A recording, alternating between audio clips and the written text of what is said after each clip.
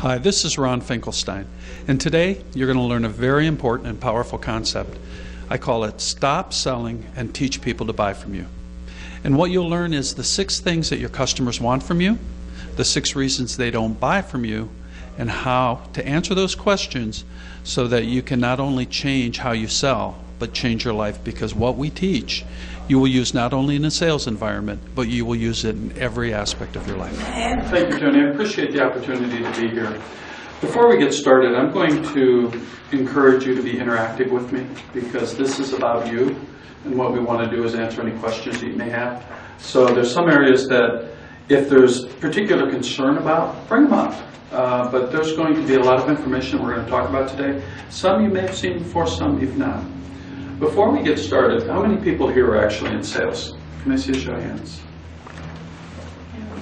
You got to sell bail bond service, right? Well, let me ask you, how come every hand didn't go up? Because we're all in sales. Yeah, you're selling your service to your constituents or to your customers. And the example I like to use, if you have kids, my kids are 27 and 30, you can't tell them anything anymore. You've got to influence them. You've got to, in effect, hopefully sell them on the action you want them to take, because it's their choice. If you got married, didn't you sell your future husband or your future wife on who you are and what you do, right? That's true. So everything that we do is selling in one way, shape, or form. I like to think of it as influence. And this program is really about that. So let me ask you, when you think of sales, what is your definition of sales? Attention grabbing. Okay, effective but attention grabbing. Convincing someone that your way is your better way. Convincing someone. So that almost is forceful in the approach, right? If you're convincing, a little bit, right? You don't want to be forceful. You want them to think it's their You want them to think it's their idea. Great. Mike? I think convincing people to take a particular action, whether that is a Think of manipulation, that very forceful approach. I'm going to run over you, get the order, disappear. There's a lot of disrespect about sales and about salespeople, and what I want to do is change that. I really want to change your perception of what sales is today. What selling really is all about. This definition comes from Jim Cathcart. It's really about changing the lives of others profitably. I really believe, as a professional salesperson and as a sales trainer, that sales is really almost a spiritual experience, because when you meet with somebody and you're truly passionate about what you do and you're going to have a positive influence on their life, you're going to change their life in a very positive and a direct way. And I don't care what product or service that you're selling.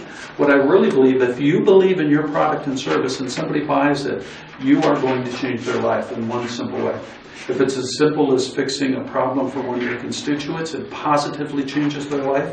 If you're helping someone with a bail bondsman, the same kind of thing. And it can be as simple. Who would have ever thought, for example, that martial arts, that was nowhere even known in the Western world in the 50s, now is changing lives right and left.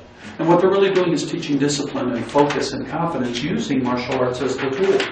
And same with Toastmasters. Something as simple as a free Toastmasters meeting delivers confidence. It delivers the ability to stand in front of a crowd. It teaches leadership skills, but it does it through public speaking.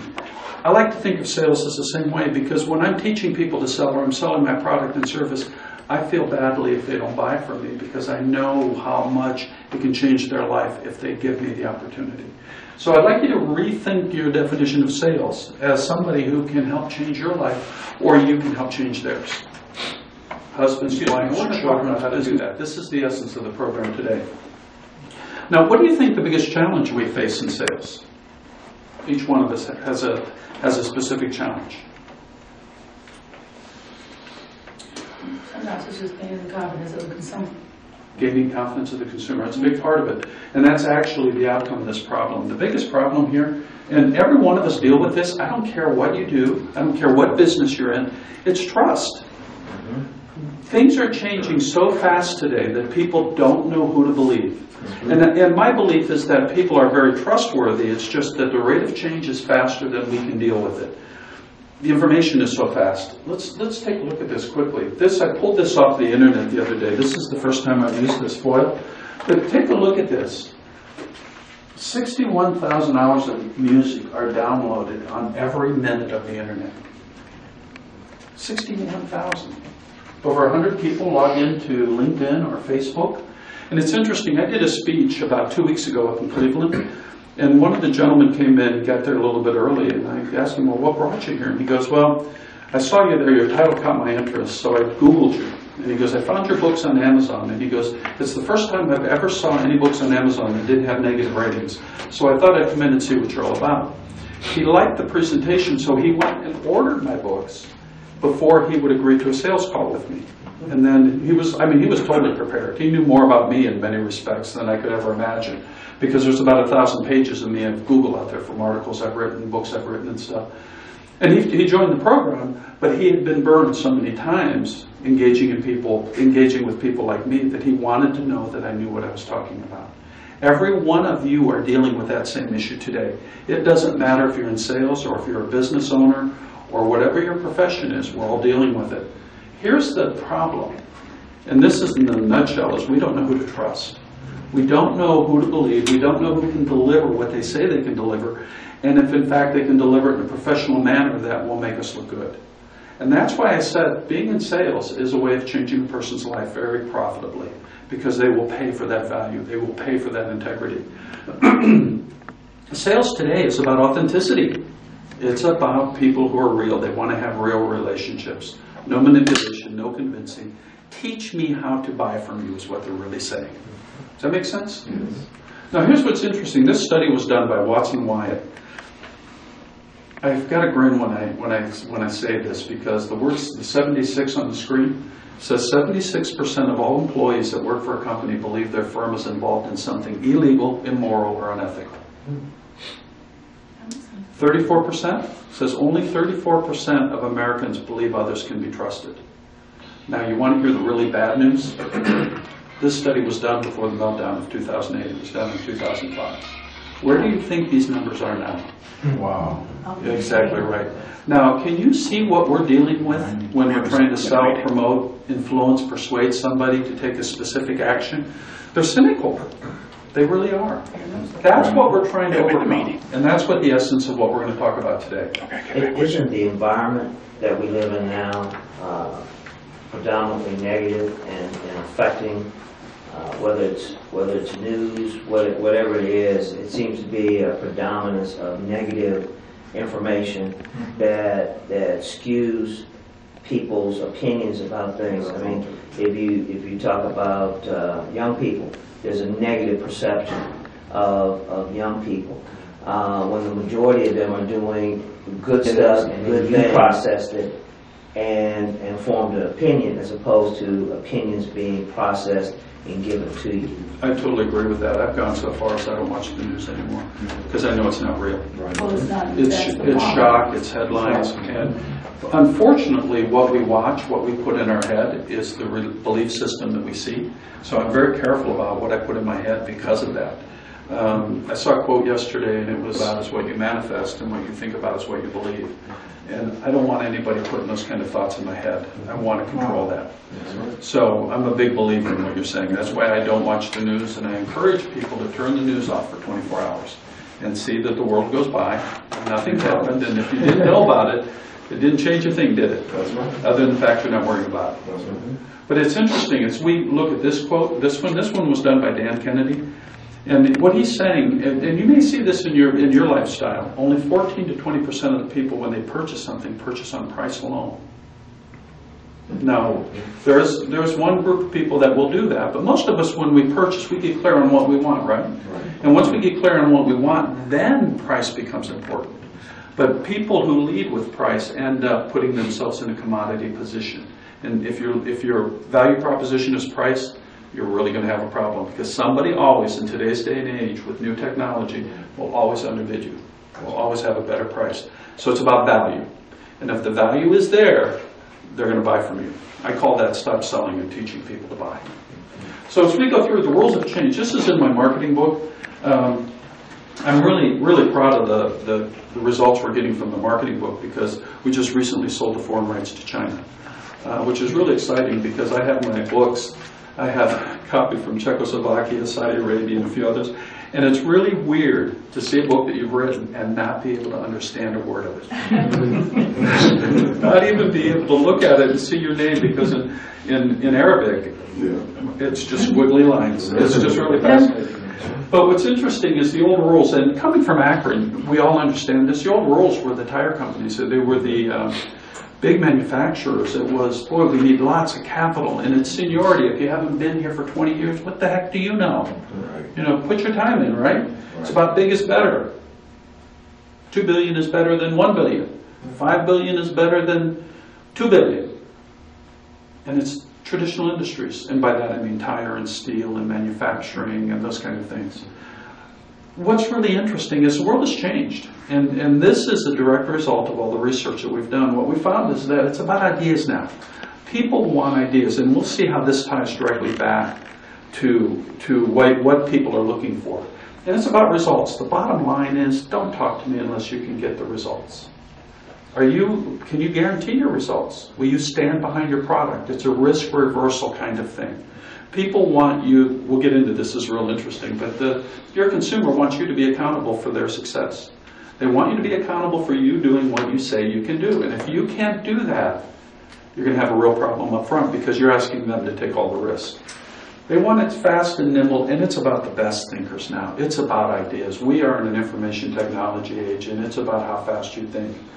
But more importantly, it's about permission-based marketing.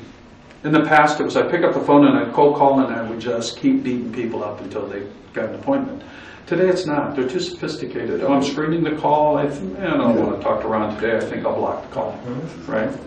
I don't want to talk to Ron. I'll send him a text message. Right. Most communication, by the way, I think the last percentage I read, it was about 83% of communication is one-way communication. I will meet you at. Let's meet at this time. There's no need to have a discussion, and I think that's a big part of why people like text messaging, because it's very quick. But here's what's interesting. This has never changed. It never will change. I don't care where we're at. People buy from people they know, like, and trust. It's about relationships. It's about people, and relationships are built differently. And when I talk about principles, what I'm talking about is honesty and integrity. I want to work with people that I trust. I want to know if you tell me you're going to do something, that I can count on it being done, and I shouldn't have to call you. I recently had an accountant that I was working with. I had to call her 5 times just to find out the status of my tax return. Guess what? She's not my accountant anymore. Because I need to depend on people. We're all too busy. If you tell me you're going to do something, I've got to believe you. I don't want to be chasing you, right? The other thing is about relationships. It's know, like, and trust. Most of us know that. But how many people know how to create rapport that leads to trust? How many people know how to build those relationships? We all assume because we're a member of the human race, we know how to build an effective relationship. And that's not true. It's a learned skill. It's an acquired skill, just like being an accountant is, a lawyer, an engineer, business coach. They're all acquired skills. The problem is that most people don't recognize it. And here's the other thing, is relationships are built differently. We just had a great discussion on people using text messages versus making phone calls versus emails. For some people, a relationship, if you call it this, is just receiving a text message. That's all they want from you. For some people, it's a very deep relationship where there's a lot of communication, phone calls and emails, and you meet regularly. So you've got to understand what the person you're dealing with qualifies as a relationship. And we're going to get into all that. That's what makes this so cool, because what you're going to learn here today, you will apply in every area of your life. That's how powerful this information is. And that's why I'm really proud to be able to offer it, because I really believe, even if we never do business together, just the fact that you're introduced to this information will change how you think about relationships. So, let me ask you, what does a customer want? You guys have all bought something. What do you guys want from a sales rep? Honesty.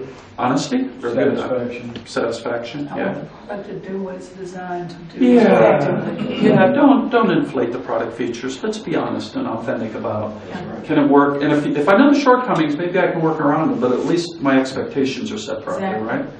Well, you're all right, because what they really want is simply solve my problem, take away my pain. I don't care if you're trying to get votes. I don't care what you're trying to do. They're voting for you for a reason. They're buying from you for a reason. They're building a relationship with you for a reason. And it all centers around a mutual benefit exchange of some form of value, right? So if we're selling a product and service in this case, it's primarily take away my pain. Now, here's what's really interesting. There was a book that I read called Achieving Sales Excellence, and they talked about, somebody did a survey of over 80,000 companies, and they asked, what do you want from your sales rep? How do you decide who you're going to do business with? And here's the thing that I thought was fascinating, was that 39% of the success of any given opportunity was the skill sets of the people doing the selling. How well they build relationships, how well they listen, how well they ask questions, how well they add value, how well they respond, how accessible they are, all those really good things. Price was low on the list. People want value. They'll pay for value. The story I like to tell is, about 10 years ago, my furnace went out, a heat exchanger cracked, and I needed a new furnace. And the guy who found it doing the maintenance, he gave me a bill of about $2,000. He goes, I can replace it at 92% efficient. However, the warranty's only 90 days and 1 year. And I said, at that time, the 92% efficient furnaces weren't real dependable. They had some problems. And I said, I really want something better.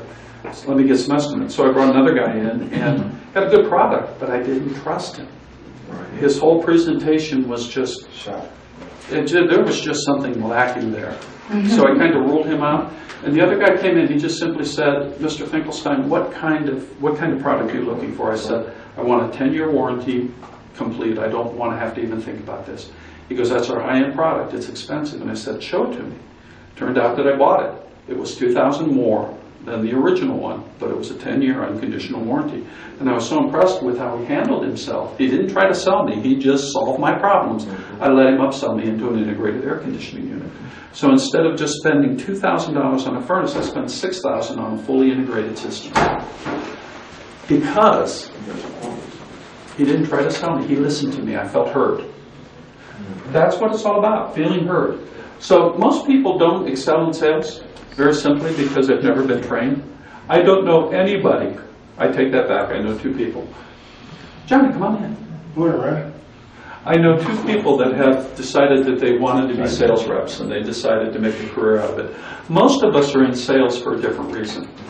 It helps us achieve our goals. So if we've never been trained in sales and we have to learn how to do it, doesn't it make sense that we learn how to do it right? Why go out there and beat your head against the wall and try to do things that you've never been trained to do, and you're just sitting there and you wonder why you're not getting the same results? Einstein said it best. Trying to solve the problem with the same, doing the same thing over and over again and expecting different results is the very definition of insanity. But I really like Einstein's other definition. He goes, you cannot solve a problem with the same level of thinking that created the problem. That to me is really profound, because that implies that we can change it all. I think one of the things you talked about earlier was changing the perception of sales. Yes. As I worked at First Merit for 21 years, and they changed to a sales culture. This was a shock to most of the staff, because they basically were focused on the customer and solving the customer's problem. All of a sudden now they had to push products that they didn't feel comfortable pushing onto the customers, and they were being graded on how successful they were with that.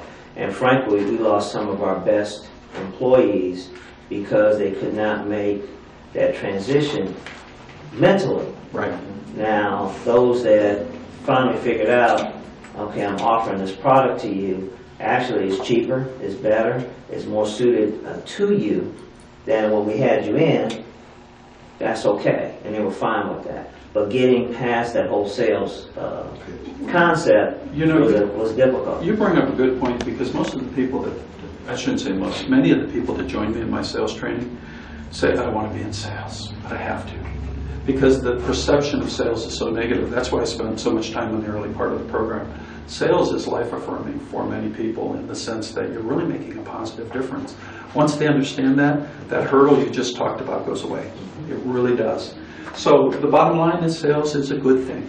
And by the way, they're totally in control. When they say, here's the other thing that I hear a lot, when people hear no, they personalize it. Well, the reality of it is it has nothing to do with you. It just isn't the right product or the right service or the right time or the right approach or whatever. It's just something to learn from, sharpen your saw again, go back and start over. So that's a great comment, Mike, thank you. Now, part of where do you go to learn these kind of skills? Where do you learn? Where do you go to build a presentation that teaches somebody to buy from you? Where you can shorten your sales cycle, or what I like to think of as radically influencing your ability to help others make a purposeful and inspired decision. Because that's what sales is all about. It's helping other people decide. So let's talk a little bit how we're going to do that. The same study that was really interesting of 80,000 businesses, what they want from sales. One of the first things they said is they want the sales rep to be personally accountable. And several people in here mentioned that most sales reps come in, they sell something, and they have no skin in the game. They have no skin in the game at all.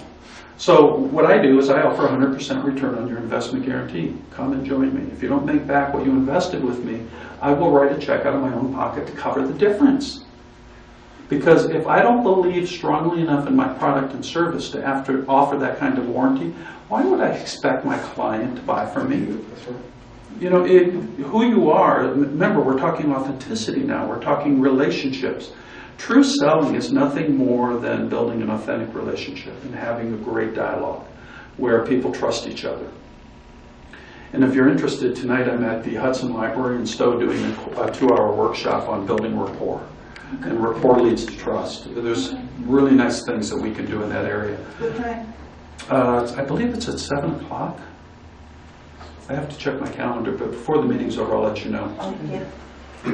But it's about results. I don't know about you, but I feel real comfortable if a sales rep says, if you follow this process, you will get these results. If not, you get your money back. The gentleman who's doing my search engine marketing, he's got a policy. His program is pretty aggressive. It's called 100 customers in 100 days.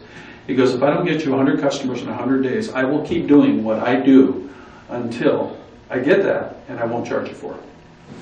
Now he charges a premium for that because that's a heck of a claim, but I'm willing to take that risk with him because he's standing behind it. Don't you feel a whole lot better buying from somebody like that? That's right. Yeah, we all do. Now, pardon me. And the other thing is they want you to understand their business. I don't know what's more frustrating to me when somebody comes in and tries to sell me something, and everything's from their perspective. Our product does this, and this, and this, and this, and this, and this, but they don't tell me why that's important to me. They obviously don't understand my business, right? You're shaking your head. Have you been inside those? Yes, Yeah. that's true. I have too, and it's so frustrating. I feel like wasting my time. We'll get into 6 questions a little bit. I had a sales call with somebody about 10 years ago that kind of drove this message home. I was meeting with a financial planner, and I do a lot of networking. And this gentleman wanted to meet with me, and I said, there's only 2 reasons you want to meet with me. You either want my business or you want my access to my Rolodex. Right? Right. Yes. And he was a little bit put off that I was so direct by it, but I pursued the discussion. And I asked him, I said, why should people buy? Why do people buy from you? Because he said he had about 300 clients. And he goes, you know, I don't really know. Wow. Okay, that's exactly right. And then I said, well, what outcomes do your customers experience when they work with you? I don't really know. Okay, so what value who is your ideal client? And he goes, I don't really know. And I said, is your ideal client a day trader, or is your ideal client somebody who wants to do buy and hold, or somebody in the middle? He came back to me a week later. He goes, I don't want day traders, too much stress. So he was a buy and hold. All of his clients were people that didn't want to cap out on the market on the high end and were willing to leave a few points on the high end so that they didn't lose a few points on the bottom end. Those were his ideal clients. Now, what if I introduced him to a day trader that was investing thousands of dollars and trading every hour on the market? Wasting both their time. Oh, he wouldn't have slept. He would have been awake for hours, for weeks, probably years, because he was a very conservative investor. But can you see the essence here? He didn't give me any reason to even buy from him. Do you do that when you're talking to people? Now, the other thing, too, is one of the things, if you're talking to a lot of people, the value that you bring to the table, and each of us bring to the table, is in the hundreds of people that we talk to over the course of, in my case, maybe a month, you're learning something new. Take that experience and introduce it into the next person and the value you're at. Because if they haven't thought about it, that's a totally innovative way for them to think, right? And that's what they're looking for from you. They have a problem, they want you to solve it, and they want you to solve it in a way that's new for them. May not be new for you, but it's new for them. So let's take a look. There's only 3 ways you can grow your business. This is really simple. Sell more to existing customers is one way. So can you upsell your product, or can you force them or help them understand the value in buying more frequently from you? The other one is add more value, so you raise the price. So if you're selling something for 50 bucks now, can you make it worth 100? And then the third way is just go out and get more customers. What's the hardest of those 3? Talking about Getting more customers. Yeah, you're going out there, if you're trying to meet new people, acquire new customers, that's much harder in my mind than creating additional value, raising the price, or adding a new product or service. Absolutely. It is really difficult. The banks focus on the first 2. Once they've had a relationship, they want to deepen that relationship, and the deeper the relationship is, the more difficult it is for that person to leave that relationship. So their whole thought process, and then they charge more as time goes on for some of those products. So they milk their existing customer base, because there is a limited number of customers out there, and it's more difficult to get somebody to move from someplace else to come to you. And you're right. I'm not going to tell you the bank's name because that would not be professional. But I was with the bank for 40 years, and they called my note. And I said, huh? I just moved into a new house. They called my note. I called customer service, and I said, what's going on here? And they go, yeah, your house is in foreclosure. It's going to the sheriff's auction, and we're taking it. And I said, excuse me, but I think you got me confused with somebody else. Because my credit rating's 800. I've never missed a payment. And I'm sitting there thinking, this isn't right. You know, oh, no, it's you. And effectively, she said, you're lying to me.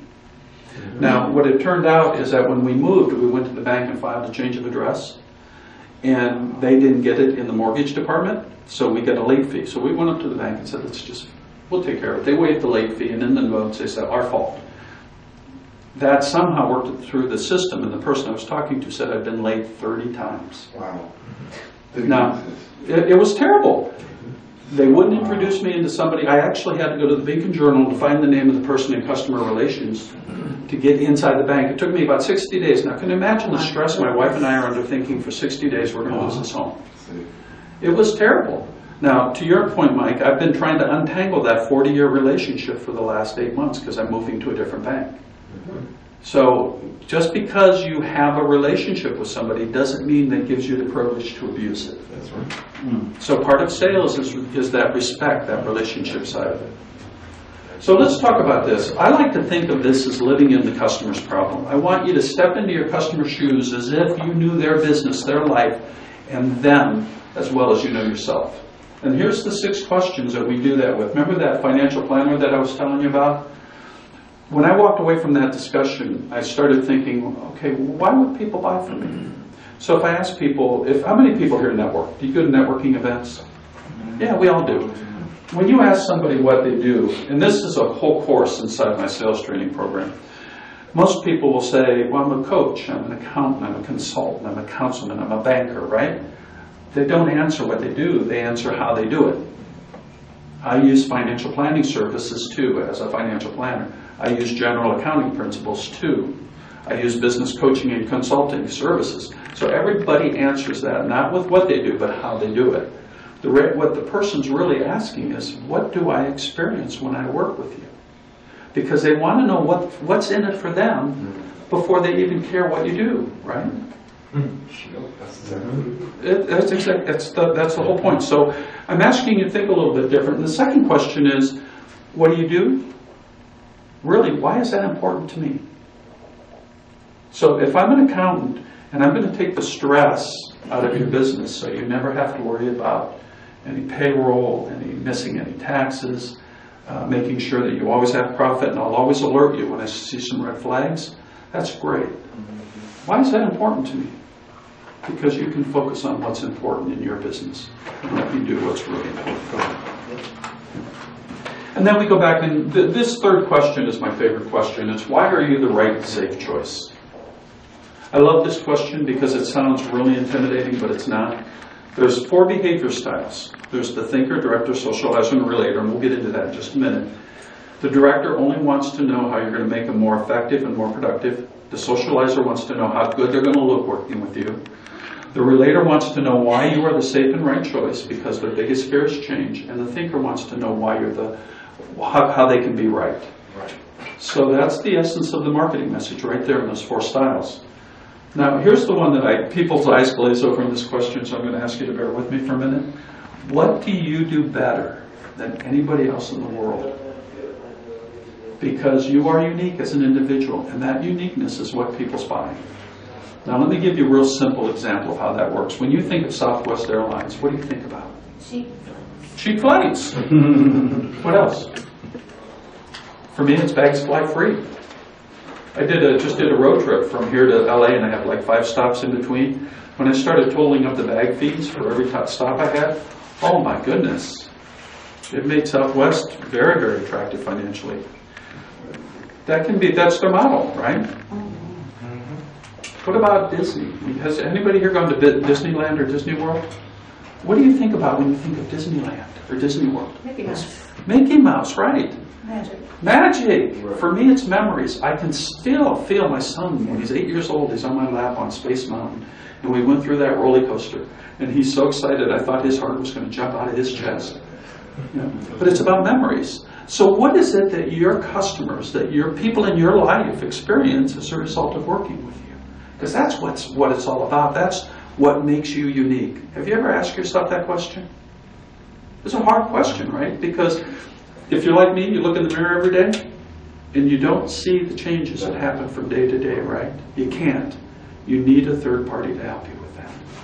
And my wife is really good at that. She'll go around and think that unibrow needs trimmed, and I'm saying, what unibrow? You know, I look in the mirror, and sure enough, that brow grew together. Thank you, Sheila. You know, and that's just a very poor example of how close we are, and we can't even see what's happening right in front of us because of the beliefs and the cultures and expectations that we have.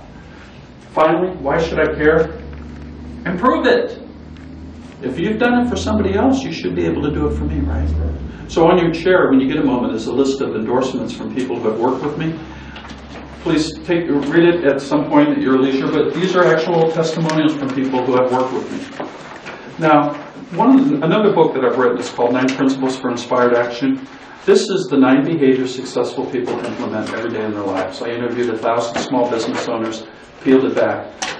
There's only 2 that I really want to talk about today. The first one is called intelligent self-interest. To understand what is in my best interest with an intent to choose and take action. That should drive your behavior. Because if you know where you want to go, every decision you make should be based on that intelligent self-interest. There's only so much time, so much energy, and so much money. If you're not managing your resources to get the biggest bang for your buck, so to speak, you're doing yourself a disservice. Many of us have more respect for our clients than we have for ourselves. And we have to manage our time, energy, and money. And the other one is ownership. Ownership is very simple. If you don't own it, you can't change it. How many people here are familiar with or believe in the law of attraction? I study that. Yeah. I have to study constantly. What you're talking about is you've got behavior style and then you've got the image of the business. So if there's a disconnect between the image of the person and the image of the business, right. Then there's, for example, if you're a financial planner and you're wearing red suits and hats, and you're not going to have any credibility, right? That is exactly That's right. exactly the kind of thing that you're referring to. Right. So if you knew that, and you know who their customer is, and you create the image that reflects the kind of customer they want.